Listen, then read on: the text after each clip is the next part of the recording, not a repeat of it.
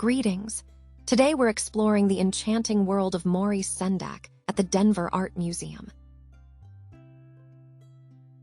This special exhibition, Wild Things, The Art of Maurice Sendak, immerses visitors in the beloved universe of where the wild things are and showcases the breadth of Sendak's artistic genius.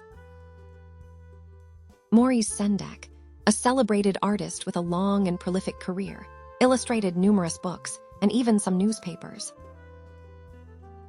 While Where the Wild Things Are is universally recognized, his impactful contributions also include beloved works like Little Bear and In the Night Kitchen, among many others.